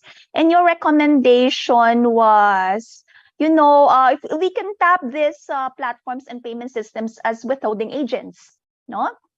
Okay, and how can we incentivize withholding them to serve as withholding agents, no? Because as you said, this is the more efficient approach. Yeah. Well, as it is, right? Chances are these companies, as employers, are already acting as withholding agents for their employees, right? The BIR already asked them, right? Yeah, we don't even see our money, right? Even before we receive them a salary, they're already effectively withheld and only be to be, at the end of, at the start of the tax season, we just receive, right, a form from our employers telling us that yes, money has already been withheld from us. So yeah, it can be as simple as that. Although I understand that this will impose, an additional administrative burden on companies, right, on these platforms, right? But they have the most capability. The information is already with them. The capacity that's right. is already with them.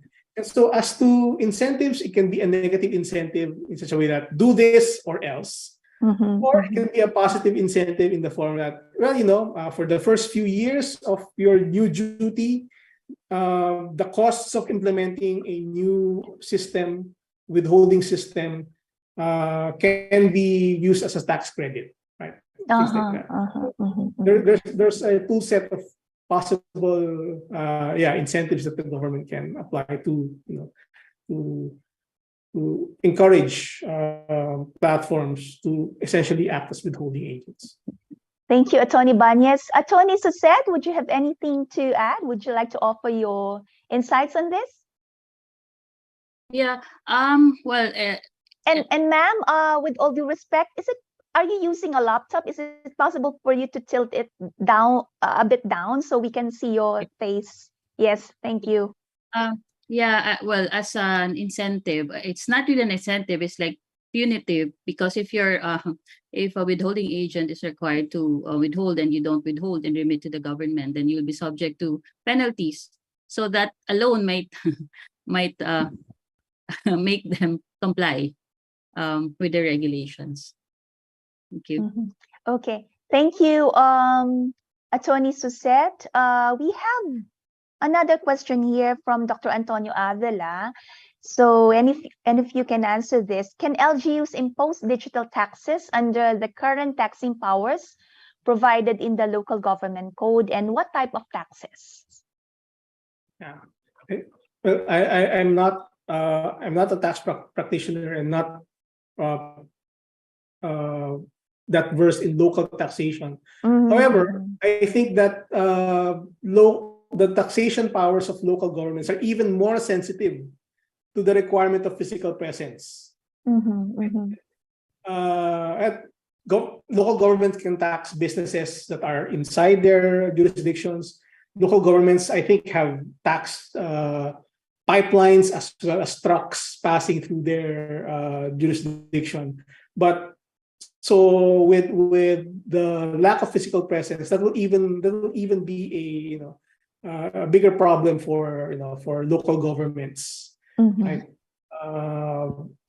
So they can, assuming that they can find some physical nexus, maybe the server farm, maybe the back office, but this is just really accounts for a very small footprint of a company's activities, and it's even easier to do shopping. Then they'll just move to another local government. Thank you, Atty. Bañez. Atty. Suzette, any thoughts? Yeah, I agree that it really depends on where they are located. So what usually these service providers would be maybe under the jurisdiction of where their service first located, or maybe where they have office where their offices are located.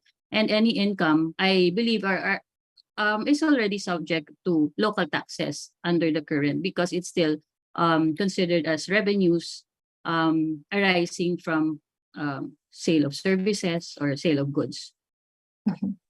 Thank you, ma'am. So let me just read a let me read a comment a remark from Dr. Antonio Avila. Governments can explore measures to simplifying reporting and compliance requirements for digital taxation. This can include providing clear guidelines, streamlined processes, and standardized reporting templates. Leveraging technology solutions such as online platforms and automated reporting systems can also help reduce the compliance burden for businesses. As the old adage in taxation states, don't kill the goose that lays the golden egg. Okay, thank you for that, Dr. Avila. And let me jump to another question. And this is a directed to you, Attorney Bañez, from June of the NTRC.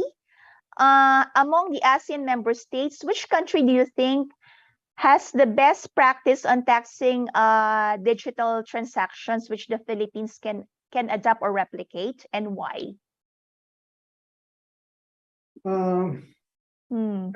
Based on the informants I interviewed, they admire the Singaporean model. I think the one, in fact, the pending legislation before Congress, the one imposing indirect taxes, is based on a similar digital services tax imposed in Singapore. Right. So yeah, they're modeling their assumptions based on the size of the market and their ability to enforce based on what has happened in Singapore, based on what has worked there. But there's a gap in capability between us and Singapore. Right, so that it will take a lot of upgrading, not just in our capacity to be able to match that. But Singapore is the standard answer for that. Okay. Thank you for that. We have a question here about the BIR and. Okay, how can we ensure that the BIR keeps pace with the rapidly evolving digital landscape? Well, you mentioned this in Dr. Bañez as one of your recommendations, no? While also balancing the need for innovation and growth in the digital economy. Well, a while ago, I read the remark of Dr. Avila, and in part that already answers this question. He mentioned about, not just the digitization, but providing clear guidelines, having streamlined processes, more standardized reporting templates, leveraging technology solutions, and the like. No, but would you have anything to add to that, Attorney Bañez? And perhaps we can also solicit the input of Attorney C. Okay, thank you for that question. It's very interesting. At the theoretical, and policy level, BIR has already recognized that this is important. They are already coming up with the rules, right? So that's the first step. I think that the rules are in place. But then you have to operationalize it. I agree with the earlier comment that it has we need to start with the standardizing the information presentation with the flows. A big component of the OECD is there's a section there on information sharing, right? So we need to be ready to standardize our information. At the same time, there's also some, I think, low-hanging fruit that's at the implementation level. Hiring, right, as well as procurement, right? So we need to start hiring the kinds of people who can do digital tax administration, right? The people with the skills, right? It's the same problem here in the law center, right? We have a bunch of people who grew up and who were trained pre-online. They need to be reskilled. They need to be retrained. And at the same time, we need to hire people with the skills. Procurement. We need to be able to get the technology, the tools that we need. We don't have to make it large procurement orders that is vulnerable to the usual controversies. We can start small, pilot programs that will involve not just the supplier but the stakeholders, right? So we need to work on procurement to be able to get the systems that we need, right? So people and systems, procurement and hiring can be a good way to achieve our goals. Thank you, Attorney. And to our other lawyer, Attorney Suzette, would you have anything to add? Yeah, okay. My only comment is that yes, everyone has everyone has their own difficulties or challenges, and also the obligations to comply with the tax laws of the Philippines. It's not that the BIR in imposing the taxes would hinder the innovation and growth of the digital economy. It's just that they're only applying the tax laws as they are equally on all taxpayers, whether it's engaged in the digital commerce or the brick or mortar in businesses. So all of them have to comply. They have the same repertorial requirements and tax obligations. And it's not if the BIR now it seems to go after the businesses engaged in the digital economy. It's just to raise awareness and remind them and reiterate the tax obligations, which are also the obligations imposed from on the other regular taxpayers. Thank you, Attorney C. We have two questions here related to the OECD Pillar 2 approach, which Attorney Bañez covered in his presentation. One a question from Daniel Agustin and another from Joel Tan Torres. Do you think the adoption of the Philippines of the 15% tax of the OECD Pillar 2 approach will substantially overhaul the existing tax system? Do you believe our Congress will be compelled to follow the OECD direction? If the Philippines does not follow, what will be the impact on our economy, attractiveness to foreign direct investment, and the Philippines standing in the global tax community, which adopts the 15% regime? Okay, it's a multi-part. Yes. Okay, so just just to set the context, everywhere when we have already shown interest, but as Attorney C mentioned, we have not yet joined, right? So it will be a long process, right? Before we join the effort, and assuming that we join the effort, it will take a long process before 130 plus countries, get a system.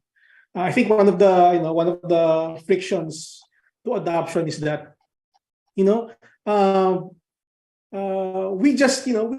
just overhauled our tax system, right? Well, if we just effectively brought out a package, right, of tax reforms. We just had train, we just had create, and so we already offered very low tax. We already provided a system of incentives.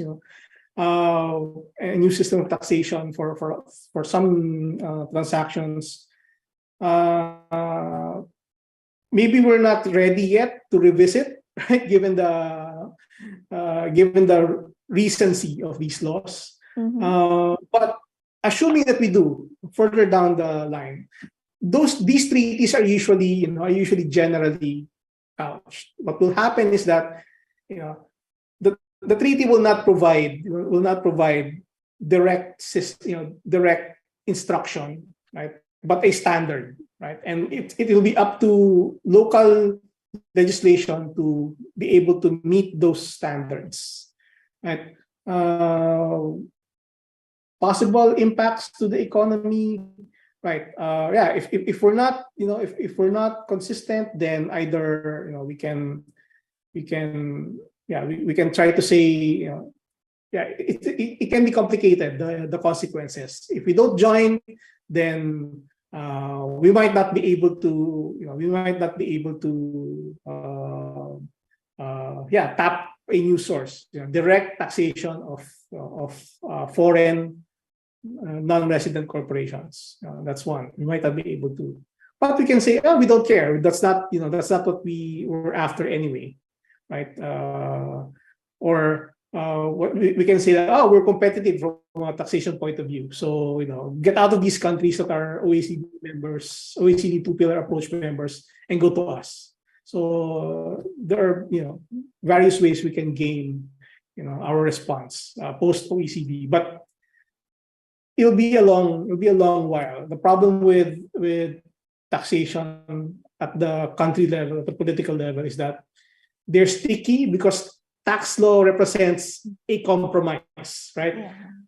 It's a complicated compromise. It took a while of compromising to get to train, to get to create, right? And so it'll take more time to reach the kinds of compromise necessary for something this complicated. Attorney Suzette? Yeah, first of all, I would like to say hi to former BIR Commissioner Joel Tan Torres. I hope my answer will satisfy you, sir.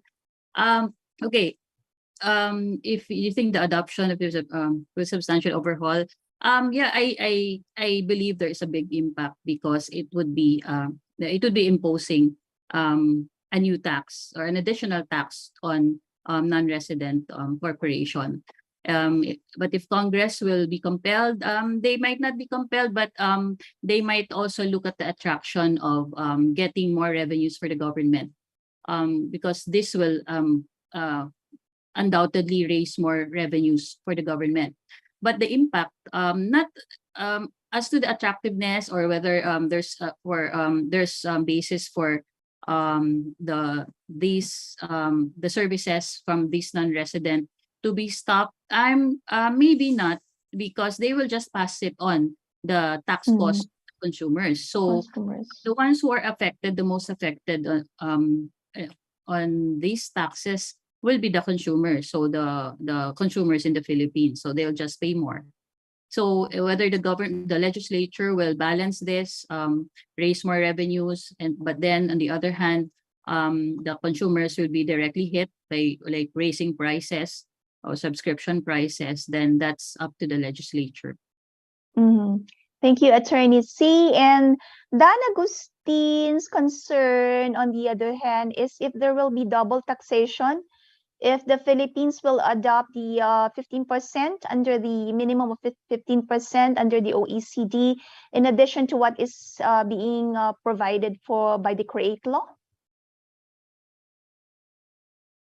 Should we be worried about this, Attorney? There are two attorneys. Attorney Bañez? Sorry. So what will happen if we do join the OECD framework is that we'll have to change our own laws to be able to comply with that framework. So chances are, right, it will there'll be no double taxation, because what will happen is that we'll just say that, okay, from now on, the corporate tax will be what is specified under our OECD framework obligation, right? So in principle, right, of course, at the implementation level, there might be a disconnect which might end up having the same effect as double taxation if we do not implement carefully. That's my take. Okay, another question from Heriberto Tabanud. Okay, it's about online transactions, let's say those we purchase via marketplaces, virtual marketplaces like Amazon, and he's asking if will be after I have an ebook. He said, let me read it in verbatim. I have an ebook for sale at Amazon. After our government will be able to impose online tax on Amazon, will I not suffer double taxation. So he has an ebook. He's selling an ebook at Amazon. So, okay. Any thoughts? I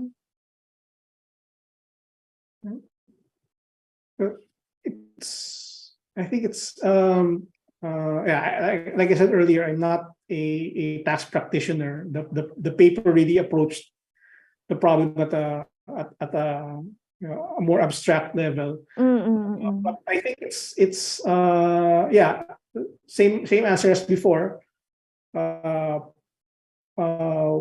will have to structure it in such a way that it can be structured in such a way that does not lead to double taxation. But my understanding of tax law is that it may be possible, right? It might be possible to tax the same value chain, but for different purposes, in a way that will not lead to double taxation, right? You have a tax on your income, right? But at the same time, you have a tax, you have VAT, you pay VAT for what you buy. Ones you purchase, yeah. So theoretically, I'm being taxed, right? Twice, but it's not, it's not double taxation because the subject matter is different, right? I would defer to the tax practitioners take. Thank you, Attorney. Attorney Suzette, just in case you'd like to answer this. Yeah, I agree. Well, in order for there to be a double taxation, it has to be taxed on the same income and by the same jurisdiction. But in this one, arguably, if you have a sale from the Amazon, then you're taxed on your income, but Amazon is taxed on its own income also. By the way, we also invited the BIR and the Bureau of Internal Revenue and the Department of Finance to this webinar, but unfortunately, they have equally important events, activities to attend to, happening on the same time and date, and unfortunately, they also could not send a representative. But I'm sure they can always refer to this webinar for the insights shared by our speakers. Okay, from San Pablo Water District, Marnie Garbo. Let me just read it. We acquired the service of GCash as our online payment service provider, and GCash provided invoice on every payment made on our behalf. With the invoice from GCash, do we still need to provide a printed official receipt as per BIR requirements? I would have to defer on answering that question because that seems to be that already concerns a specific problem. Yes. Maybe even a specific controversy, and I can't answer that question without ending up inadvertently forming an attorney-client relationship. Thank you, Attorney Bañez. And perhaps Attorney Suzette, just in case you would like to offer your insight on this, would like to answer this question. If not, perfectly fine. Yeah.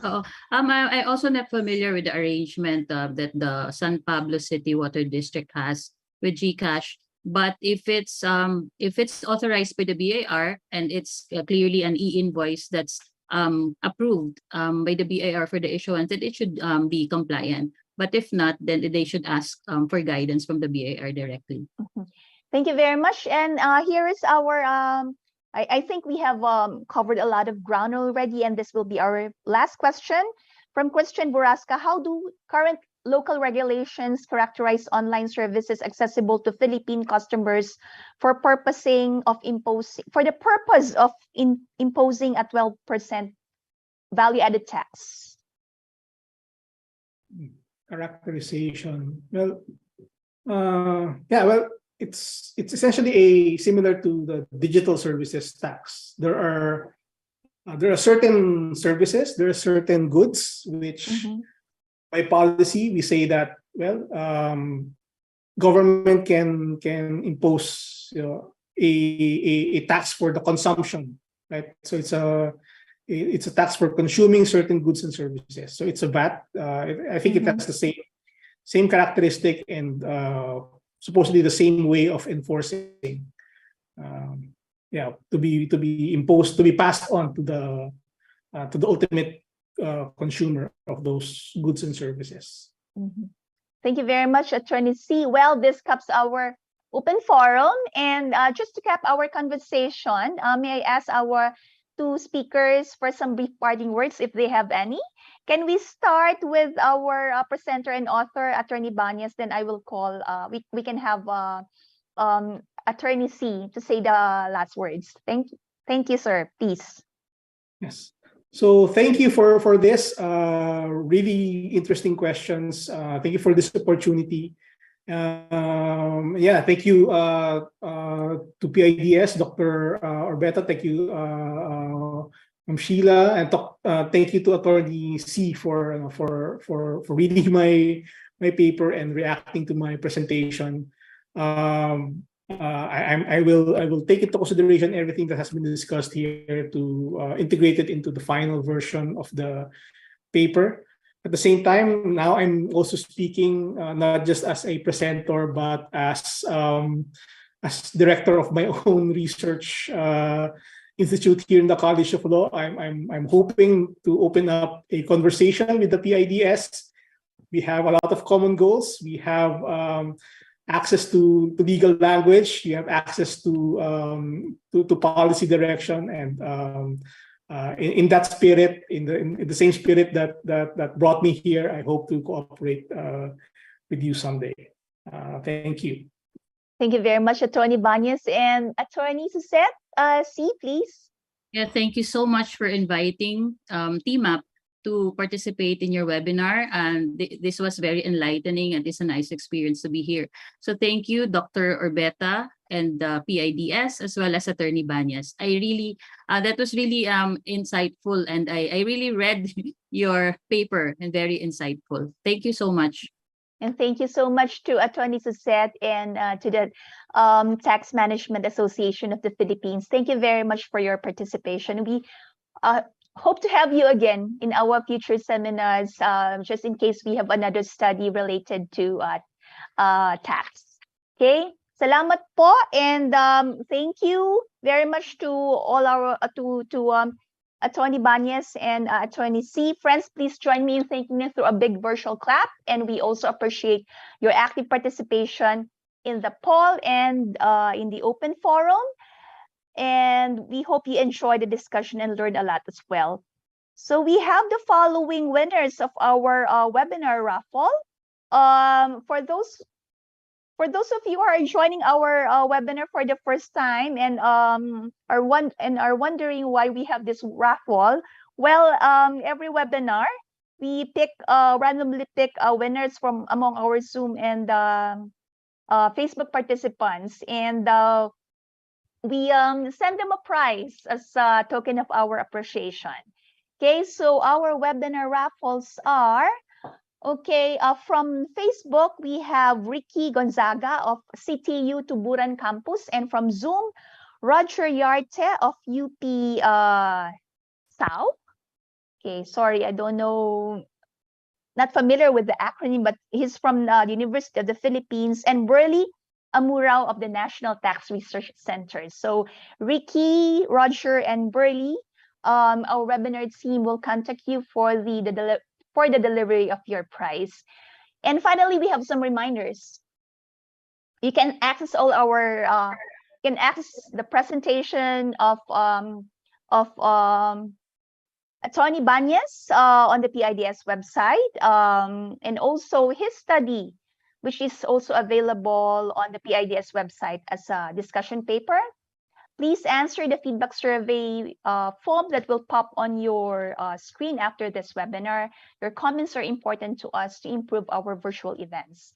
And please regularly visit our website and follow us on Facebook and Twitter. We also have a YouTube channel where you can access the recordings of our events. Okay, So we would like to thank you for your participation in our webinars this May. And we have the following webinars next month. On June 8th, we will discuss the topic on protecting our own, investigating OFW's COVID-19 challenges and health and social security systems literacy. On June 15th,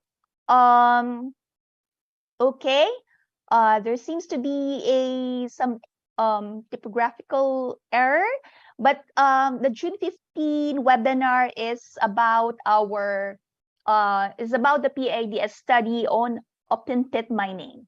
Okay, and on June 22 we will have the virtual book launch, or the virtual launch of the PIDS book, Critical Issues in the Philippine Digital Economy. So that's a book written by our PIDS researchers.